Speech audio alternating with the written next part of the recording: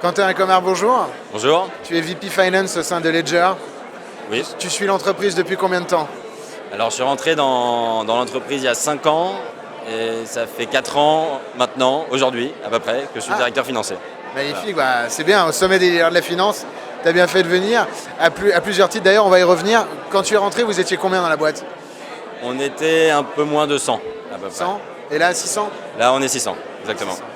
Beaucoup de chemin parcouru, énorme levée de fonds qui vous a fait accéder au statut de licorne il y a 18 mois? En 2021. Voilà. Voilà. Et après une année complexe pour la tech, vous êtes la première licorne à arriver à fundraiser en France, arriver à fundraiser dans des conditions drastiques, complexes, et vous levez 100 millions auprès d'anciens investisseurs et de nouveaux investisseurs sur la même valo qu'il y a donc quelques mois, ce qui est un exploit. Exploit, je ne sais pas. Pour remettre les choses dans leur contexte, vous l'avez décrit, il y a le marché de la tech, les valorisations ont pris un sacré coup.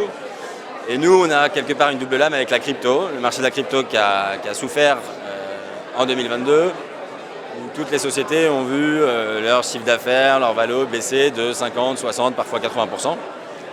Et donc, on peut peut-être qualifier ça d'exploit dans ce contexte, parce qu'on maintient cette valorisation, et parce qu'on maintient notre chiffre d'affaires, et que la société est plus robuste et plus avancée que pendant la dernière levée de fonds. Et je pense que c'est notamment pour ces raisons qu'on arrive à maintenir notre valorisation. Alors d'abord, qui a investi dans les nouveaux? Alors je vais en citer un pour les nouveaux, qui s'appelle True Global Ventures, qui est le fonds qui met le ticket le plus important dans cette levée de fonds qu'on vient de faire.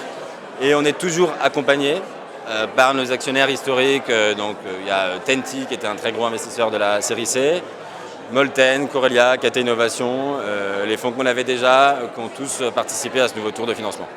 Qu'est-ce qui les a convaincus de te suivre sur une valo licorne, alors même qu'ils auraient très bien on aurait pu s'attendre à ce qu'effectivement il y ait une négo, ou alors un bridge, une opération alternative qui aurait pu éviter de se poser la question de la valo et du maintien de cette valo?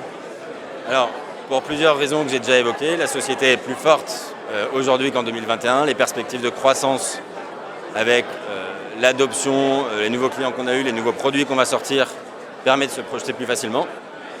Et je crois qu'il y a une chose qui est très importante, c'est le modèle de la société qui est résilient. C'est-à-dire que même en période de crise, qu'elle soit pour les sociétés de la tech ou pour la crypto, la société peut afficher un maintien de chiffre d'affaires, ce qui est le cas de très peu d'entreprises, surtout en crypto. Et c'est ce qui fait que ça peut justifier toujours notre valo. Combien de chiffre d'affaires sur 2022? On n'est pas loin de 200 millions sur 2022. Ouais, quand même. Road to profitability, c'est important. La profitabilité, tu l'as projeté à combien de temps sur cette levée de fonds? Alors, road to profitability, c'est très important, d'autant qu'on ne construit pas une société qui va être basée sur des levées de fonds successives. On a déjà été rentable en 2017, on a déjà été très rentable en 2021. Ensuite, on a eu cette phase d'investissement lourde avec un chiffre d'affaires qui se maintient, donc forcément on va venir abîmer cette rentabilité. Mais l'objectif, c'est de retrouver ce profil de société dès 2024. Okay.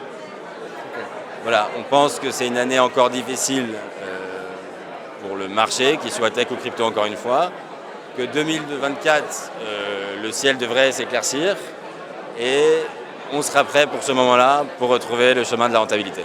D'ici là, vous avez assez de cash, pas d'opération avant 2024 prévue?